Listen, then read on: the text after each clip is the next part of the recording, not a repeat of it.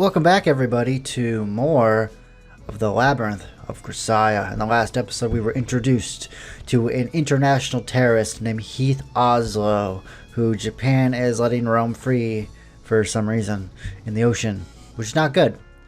Now, Sachi, back in school with all the girls here, and Sachi came across Yuuji's autobiography, conveniently shredded up, because we were obviously not happy with it or whatever.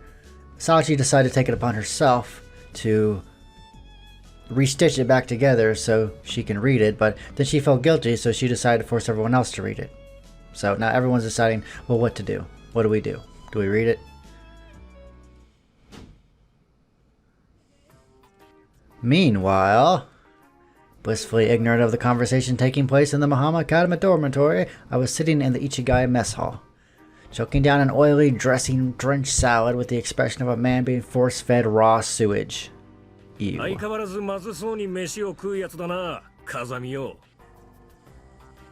Kuwahara-senpai, it's good to see you again. The man who called out to me was Kuwahara Ichiro, a first lieutenant, also known as the Daimakarov Connection. Back when I was training to become a contracted employee after finishing my stint as a foreign capital guest, he offered me some extraordinary support. Well,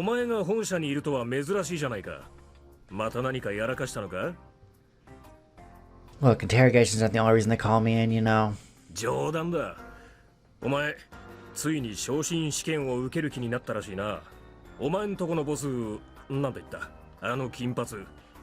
Major Harudera, sorry.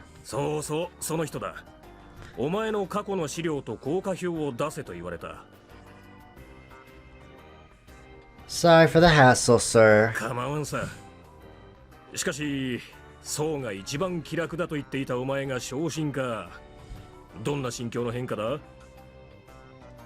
guess I've gotten settled down enough to start thinking about the future.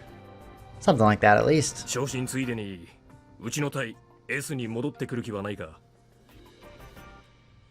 I'm sorry, but... Thought you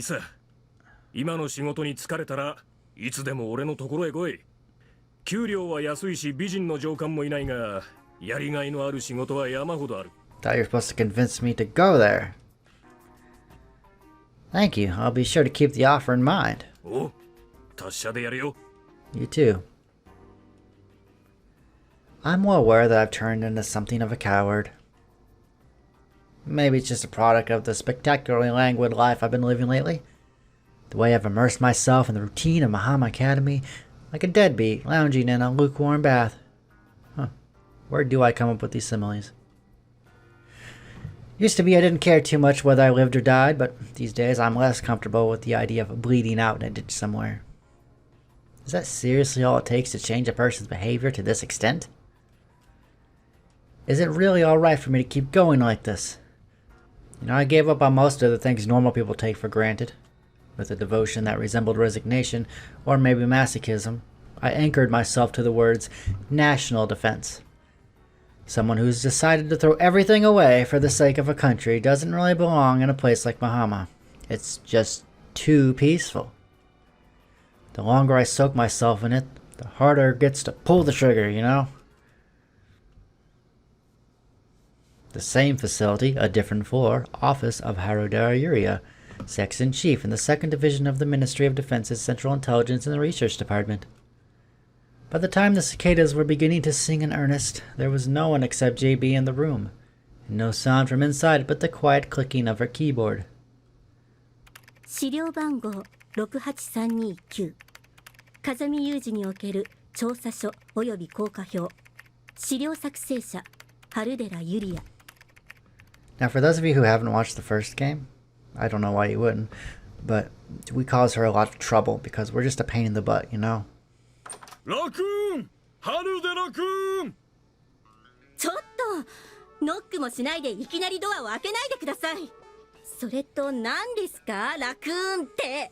人をアライグマみたいに呼ばないでください。ああ、すまない。少し急いでいたもので。というか、一応私、本部長なんだが。知ってますよ。それで何のご用件ですか？いやいや、先日の話だけどね。親父ですか？先日の話で全てが通じると思わないでください。あれだよ、ほら、風見雄二の昇進に関する資料の提出だよ、君。ああ、その件ですか。現在詳細な資料を作成中です。まあ、君は時間をかけすぎだよ。Hey, anything worth doing is worth doing well. そういう性格なのですから仕方がありません。それに彼女からの要求は可能な限り詳細にとのことですが。Who is she? The professor in the basement deemed the documents previously provided as an examination of Yuuji's possible promotion as inadequate and demanded a new and more detailed inquiry. She was already aware of the general superficial outline contained in the personal records. A request for information that would flesh out the inner Kazami Yuuji in greater detail. 風見雄二の昇進に関して最終的な判断は彼女がするからね。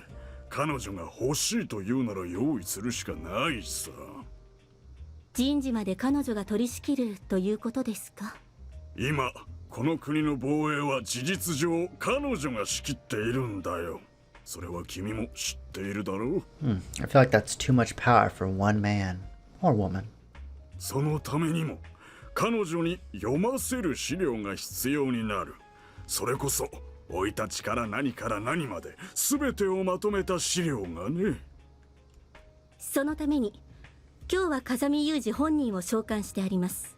この後本人の手による報告書を受け取り、それを元にした質疑を予定しています。いやー結構、私は彼に嫌われているからね。私はいない方が進行が滑らかになるだろう。君に任せるよ。そうですか。では速やかにご退出を。今風見雄二を呼びます。Oh, this is gonna be rich. I can just tell. よろしく頼むよ。一応嫌われているという自覚はあるのね。This is Kazami. お待たせ。私の部屋に来なさい。Roger that. さてと、雄二が来るまでの間に事前資料に軽く目を通しておきますか。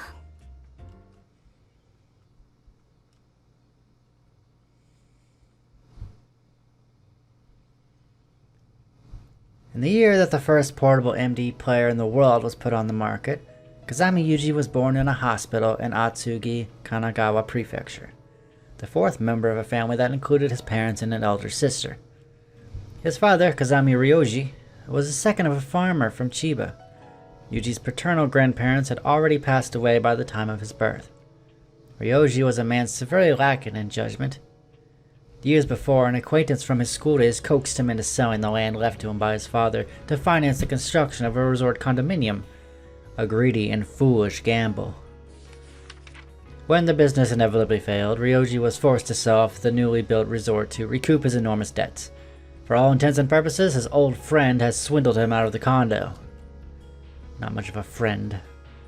By picking a bitter fight with his elder brother over their father's inheritance, Ryoji was able to obtain a one-time settlement of 4.2 million yen in exchange for complete estrangement from his family. That's what, about $45,000? An art history major at university, he used this money as capital to open a small antique art shop, but in substance he made his living as a middleman, arranging shady but technically legal contributions to corrupt politicians. In sum, it's easy to surmise that he was a petty man, cowardly but suffering from delusions of grandeur, arrogant to the weak and servile to the strong. Yuji's mother, Kazami Satoko, had, like her husband, lost her parents at a young age. After their death in an accident, Satoko was passed around between reluctant relatives before becoming fully independent at the age of 18. Although she enrolled in a vocational fashion school, the pressures of her tuition and living expenses forced her to work at night, and it wasn't long before she found herself a dropout neck-deep in the entertaining trade. Satoko got to know Kazami Ryoji when a Yakuza and habitual customer brought him to her club. Eventually, she became pregnant, quit her job as a hostess, and was entered into Ryoji's family register. Not only was she a weak-willed woman, with a tendency to grow dependent on others, Satoko had also a difficult time trusting in their affection. On the whole, she was an unfortunate individual, perhaps even pitiable.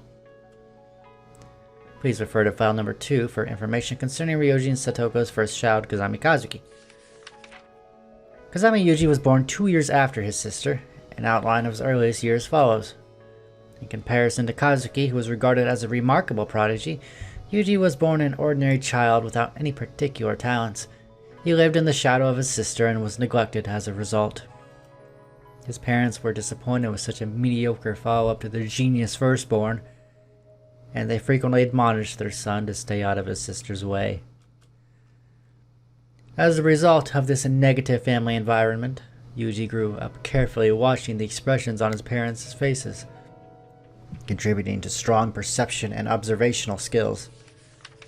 Refer to the attached report for further details on Kazami Yuuji. At a glance, it was a perfectly normal family. There was no religious influence on their household. Despite indirect connections to certain politicians, nothing suggests involvement in any ideologically radical factions. But at the time, Kazami Ryoji was concealing a debt of some 32 million yen from his family.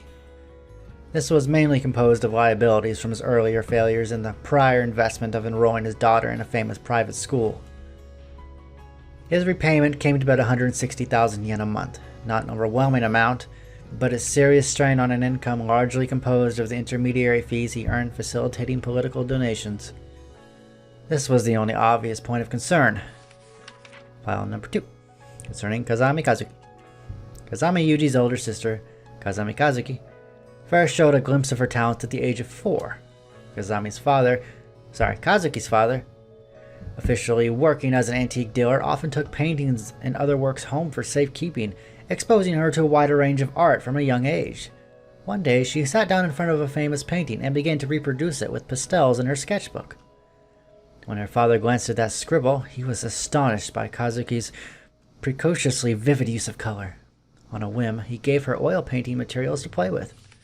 At first, Kazuki simply messed around with the thick paint as if it were clay, but by the age of 6, she was beginning to produce work that could legitimately be called paintings. And at the age of 8, she won a special prize at the District Hydrangea exhibit painting contest. This was the highest possible award, as age restrictions meant her entry was placed in the children's division. Realizing that Kazuki was uncommonly gifted, her parents had her tested and learned that her IQ was an astounding 180 points. At the age of 8, she had the IQ of a genius. Given that the test was calibrated to her age, this wasn't an impossible score by any means, but it was far, far above the average. Her parents argued that Kazuki should skip grades to pursue more challenging lessons, but testimony suggests that Kazuki herself wanted to live as a normal child to the degree possible. Kazami Kazuki could do anything she put her mind to better than most.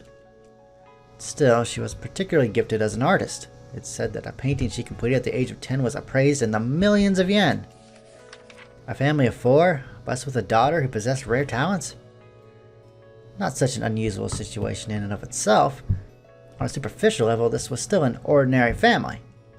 A father who spent his days eagerly counting unhatched chickens, interested only in sliding beads along the abacus in his head to count the profits his daughter would one day produce. A mother, the goose who thought her entire existence validated by one shining golden egg, convinced that her daughter's birth had finally secured her a stable place in the world. And a walking inferiority complex of a son, ashamed by the thoughts of looking stupid next to his sister, with no means of self-defense except to avoid her. That was Kazami Yuuji. 入りなさい。 Pardon me, Kazami Yuuji reporting in. 座りなさい。コーヒーは？ Oh, no thank you. Just had a cup downstairs. そう。だったら早速本題に入らせてもらうわ。 Alrighty. 今日あなたから受け取った事前資料は読ませてもらったけど、今時手書きはないでしょ？パソコンぐらい使いなさいよ。 It's easier to dispose of paper. Shredded all the rough drafts with a cutting machine. 最近ではその楽さにつけ込む手段がブームなのよ。今は裁断機にかけた書類を復元する機会もあるし、昔はそれこそ人力で復元したものよ。I seriously doubt there's anyone bored enough to put that much effort into poking around my past. I'm serious, there's probably no one bored enough to do that. And it's not like there's any real need for me to keep it secret, right? まあ、あなたがそれで構わないならいいけど。寮に戻ったら、下書き原稿を全部焼却処分しなさい。Yeah, fine, will do. So what now? I think I included pretty much everything in the documents. Is there something more you want to know? そうね。まずは姉についてかしらね。Is that really relevant to my promotion? 建前上はあなたの姉の死因に不審点があるということ。本音はあなたにとって姉がどんな存在であったかということが知りたいのよ。So even emotions toward family members are within the sphere of investigation. そういうこと。Fine, but it's really just like I said in the reports. As a kid, I went through a phase where I deliberately avoided my ridiculously talented big sister. Flashback time. When I failed, they'd say, "And you call yourself Kazami's brother." And when every once in a while I succeeded, the compliments were always something like, "Just what I'd expect from Kazami's brother." I mean, I definitely wasn't that talented, but I didn't feel like I was depressingly incompetent either. Guess you could say I was a pretty normal kid, just not in the same league as my genius sister. Being compared to Kazuki, no matter what I did, got very irritating after a while. It's probably only natural that I started to avoid her. Honestly, it was my only real way of protecting myself. The worthless baby brother, the scrap left over from a genius. When people taunted me with those words or whispered them behind my back, I never had a retort. Mainly because I was perfectly aware that it was more or less true. あなたはいつもそうして黙ってしまうのね。辛い時は辛いって言っていいのよ。I feel terrible, Nichin. I always look like an idiot when I'm next to you. I think those words hurt Kazuki pretty deeply, although I was unaware of it at the time. Even so, she didn't hold it against me. She did her best to interact with me like any sister would. ねえ、 Because she was ユージ sweet. キャッチボールしましょうか。Catch. Catch what? Influenza? One day, my sister called out to me with a slightly dingy pink rubber ball in her hand. She must have picked it up somewhere on a whim. Thinking back on it now, it was probably a considerate gesture on her part. I mean, not even my own dad spent any time playing with me. You know, I guess she was trying to fill that void, you know? I was strongly left-handed back then, but at first I deliberately tossed the ball with my right. どうして左手を使わないの？ Well, you're the one who told me to use my right arm more, Nichin. それはお箸の話よ。ボールを投げるときは別に右でも左でも構わないわ。左で投げてごらんなさいな。 Okay. Of course I threw more strongly and accurately once I switched to my dominant arm. My sister rewarded me with gentle words of praise. 左の方が上手じゃない。You think? そうね。でも右手でももっとうまく投げられるように練習しましょう。 Why exactly? 左手でなければできないことがあると不便でしょ？でもお箸は右。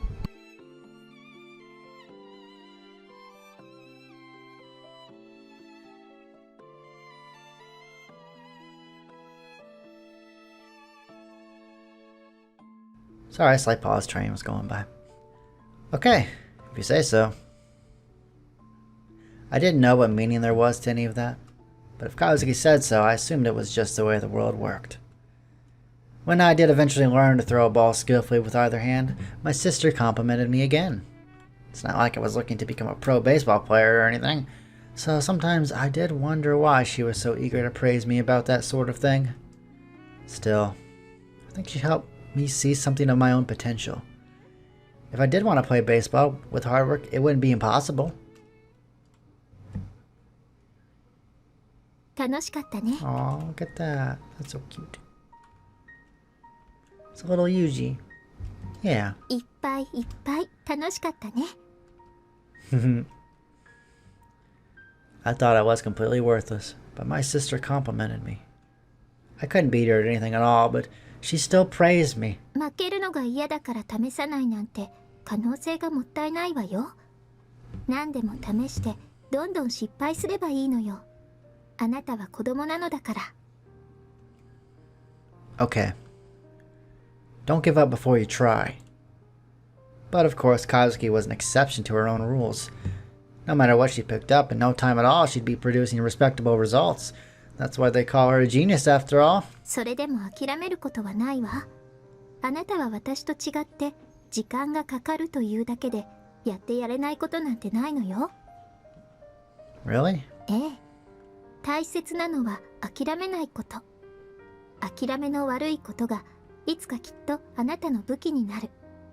どんなに困難な状況にあっても、周りの人間が全て諦めて絶望していたとしても、あなただけはそれでもと立ち上がれる男でいなさい。I don't really get it. 難しすぎたかしら。そうね。要は、簡単に諦めてはダメということよ。いい？努力家というのは一つの才能なの。わかった？ Yeah. My sister taught me how to paint as well. I wasn't any good right off the bat, of course. Still, I managed to create a few crudely charming landscapes of the sort you'd expect from a child, earning more praise from Kazuki, and perhaps Bob Ross if he were still with us. People were always calling me stupid, but my sister taught me that even an idiot like me could manage a few modest successes with enough effort. I remember Kazuki picking out one of my childish paintings and deliberately hanging it right next to one of her own on the wall. Cut it out. It's embarrassing.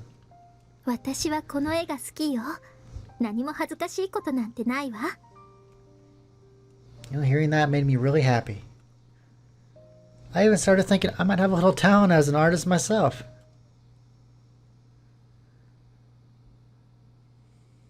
But one day, when a well-known artist was supposed to come look at my sister's work, I listened through the door as my father told her to take down that embarrassing eyesore on her wall. わざわざ大杉先生がお前の絵を見に来てくださるというのに、こんな子供の落書きを並べておいたら恥さらしじゃないか。私が好きで飾っている絵を侮辱しないで。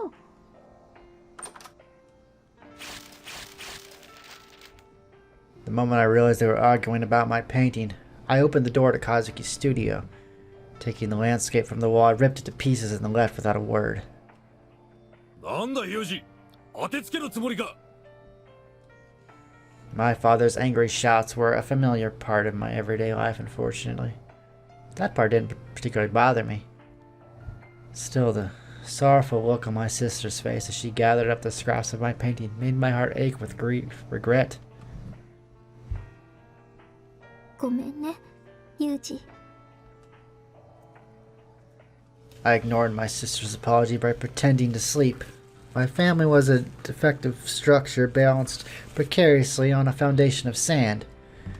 And the one pillar that kept the whole thing upright wasn't my father. Our sad excuse for a breadwinner was my big sister. Kazuki had made a name for herself in the fine art world as a promising prodigy, but once she reached 12 years of age, that talent began to show signs of waning. Her normal pace of 3 paintings a month fell to a single canvas every 3 months, and even the ones she finished lacked the delicate touches which had lent her earlier work the power to enthrall. My parents declared it was nothing more than a temporary slump, and their expectations for Kazuki didn't fade.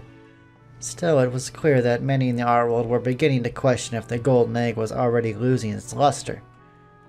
It's not uncommon to hear of prodigies who end up being perfectly ordinary people after 20, but this dramatically premature decline soon began to unsettle our parents. My father, for whom Kazuki's slump was a grave crisis, eventually began to interrogate her about it. なぜ描けなくなった？以前は描けていたのに。My sister's answer to that question was very simple. 以前かけていたのは私が子供だったからよ。Almost too simple. My father interpreted it as a claim that Kazuki's aesthetic sense or talent had deteriorated with age.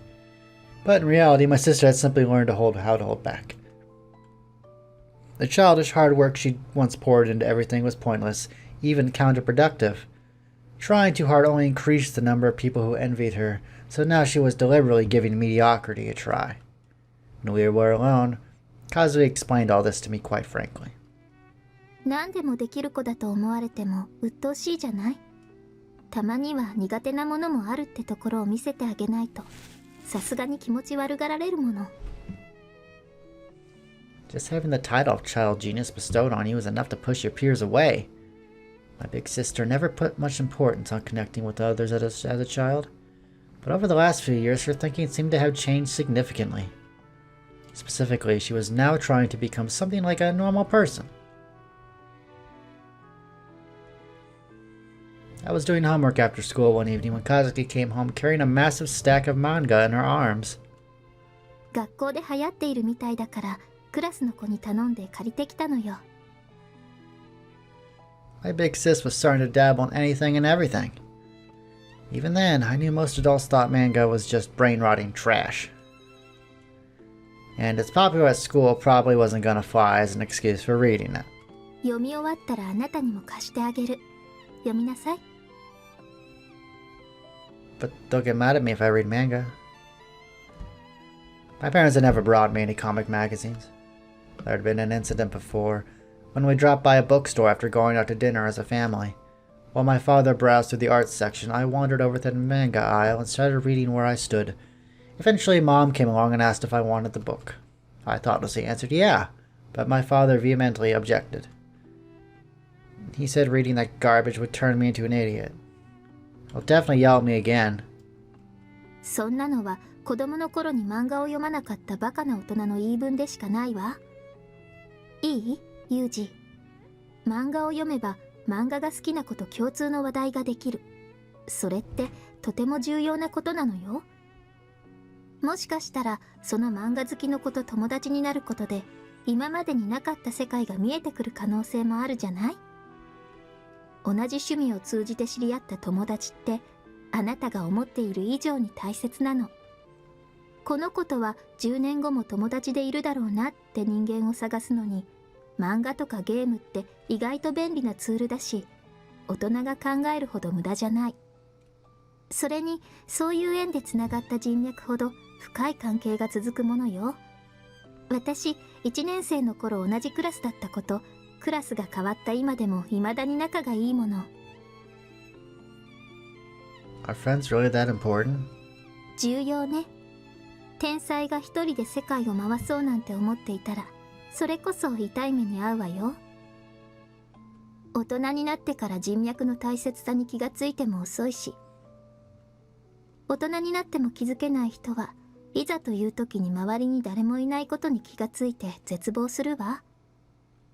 自分の価値観でしか物のありがたみを理解できない大人が一番くだらないと思わない？うちのお父さんを見てごらんなさいな。